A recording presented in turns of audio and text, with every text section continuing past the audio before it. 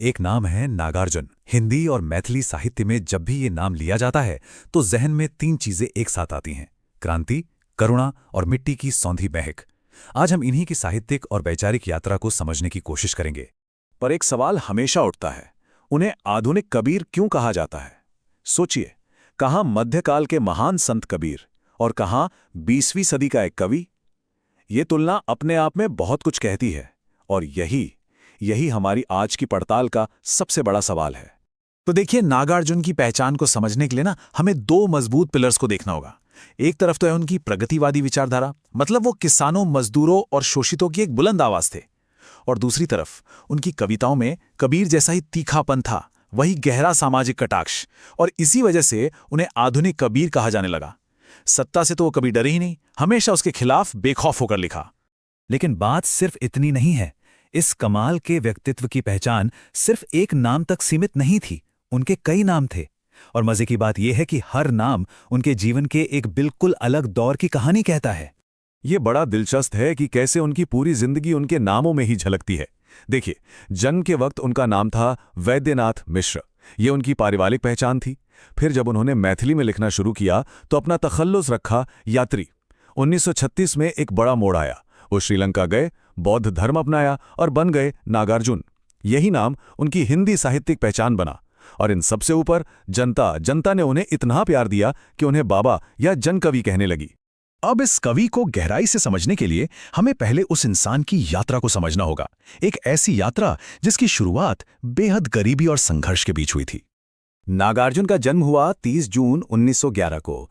जगह थी बिहार के मधुबनी जिले का एक छोटा सा गांव सतलखा। उनके पिता गोकुल मिश्र एक साधारण किसान थे।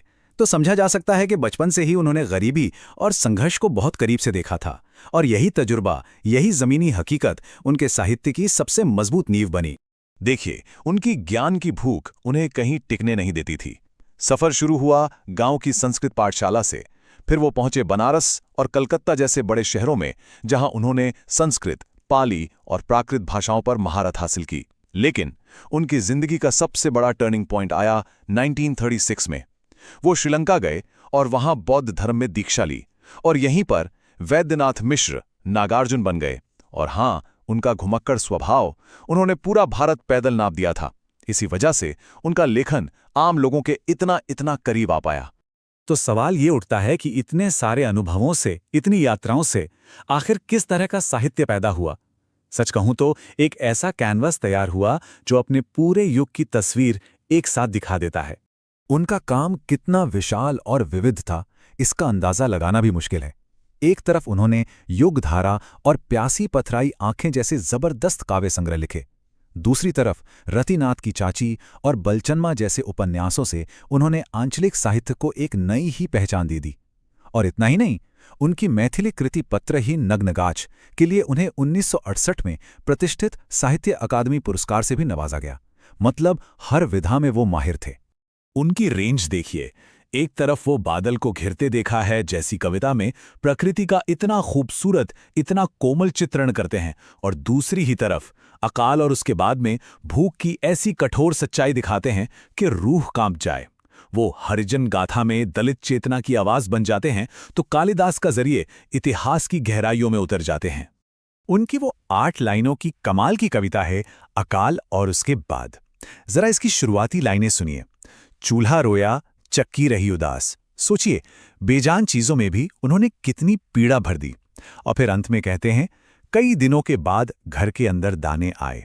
बस इन चंद शब्दों में उन्होंने मौत से वापस जिंदगी तक का पूरा सफर दिखा दिया। कमाल है।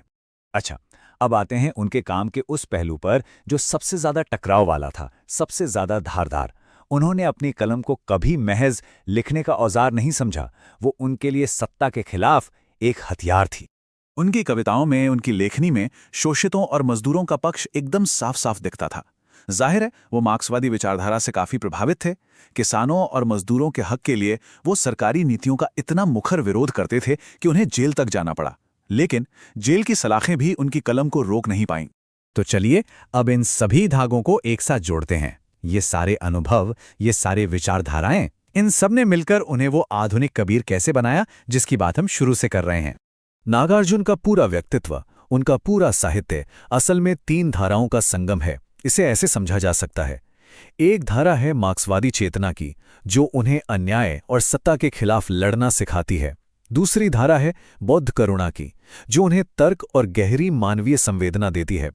और इन दोनों के नीचे, इन दोनों की नींव में हैं उनकी ग्रामीणी जड़ें, वो देसीपन जो उन्हें हमेशा जमीन से जोड़े रखता था। इन तीनों के मिलने से ही जनकवि नागार्जुन का निर्माण हुआ।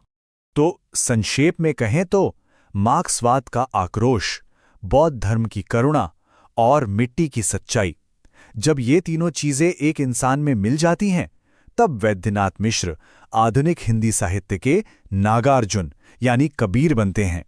और अंत में एक सवाल छोड़ के जाते हैं। आज का दौर देखिए, डिजिटल दुनिया का दौर, जहां हर रोज नई आवाजें बनती हैं और खो जाती हैं। ऐसे में किसी कलाकार के शब्दों में ऐसा क्या हो कि वो महज शोर न रह जाएं, बल्कि एक राष्ट्र की आत्मा की आवाज बन सकें, ठीक वैसे ही जैसे नागार्जुन की आवाज बनी थी। इस पर सोचिएगा जरूर।